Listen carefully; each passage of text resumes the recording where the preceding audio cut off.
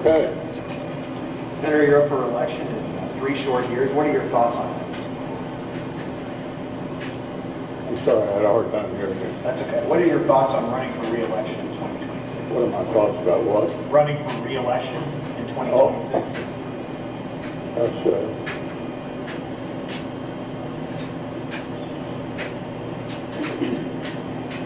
Did you hear the question, Senator? Running for re-election in 2026? All right, I'm sorry, you all. We're going to need a minute. Senator. Benny.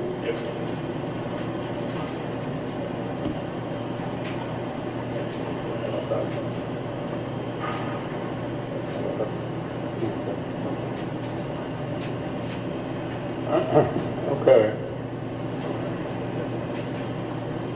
Somebody else have a question? Please speak up.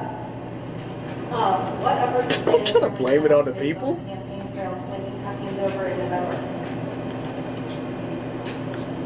Senator Daniel Cameron, do you have a comment on Daniel Cameron?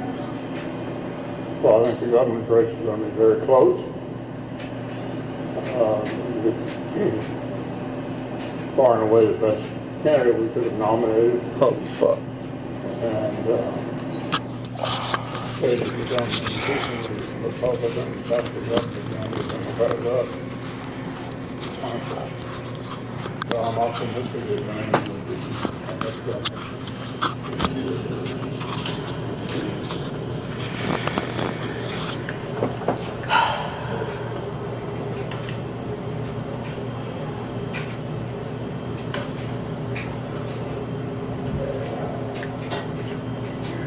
So for the second time, Minority Leader of the United States Senate, Mitch McConnell, has frozen in place after being asked a question by someone in the audience during a press conference, right?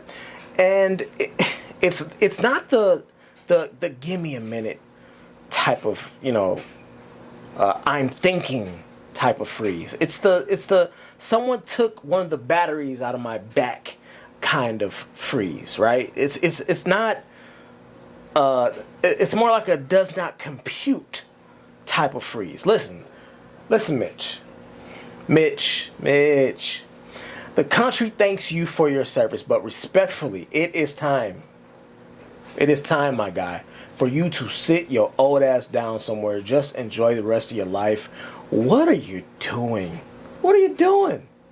More importantly, why would his family not advise him to go sit the fuck down? I mean, I don't know. Maybe they are. Maybe they did advise him to do that, and maybe he told them to get the hell out of his face. But this situation really just broaches another talking point for me. And it's the one that I believe should be addressed as we continue to replace leaders with younger, more adeptly and acutely aware citizens. Why are we hanging on to these old-ass legislators that clearly need to be removed and replaced in favor of younger people who have a better grasp and closer ear to the ground, right? Younger people who are more cognizant, right? I did a little research on this guy. And he's been a part of the damn government office since 1974. That's back when Gerald Ford was the damn president. Listen, you've done enough. That law that we don't discriminate based on age needs to be adjusted, because this is clearly a case where his age is affecting his job. And the more I think about it, the more I lean into the idea that a lot of the politicians that we have in integral positions within our government are nothing but gatekeepers and representatives of the olden days and the old ways of how shit used to run back in the day and how the world was different. The world today is nothing like it was then with this guy, when this guy was born. He probably looks at the way this world and society is today through a lens that cannot even process what the world has evolved into. This is him reading. Yesterday, communities across my home state endured another spate of heavy rains. Flash flooding was especially severe in western Kentucky, where residents are still rebuilding after tornadoes plummeted the region just 19 months ago.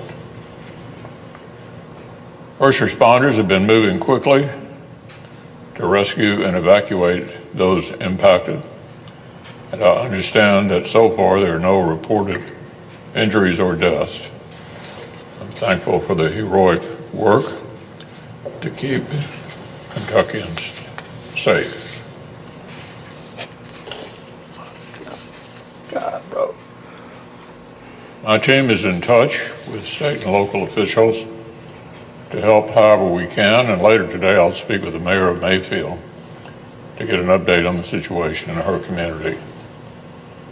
So Elaine and I continue to pray for the safety of West Kentuckians as they recover and rebuild in this time of need. Holy hell. Please. Yeah. Here we go right here. Shelf life expired, bro.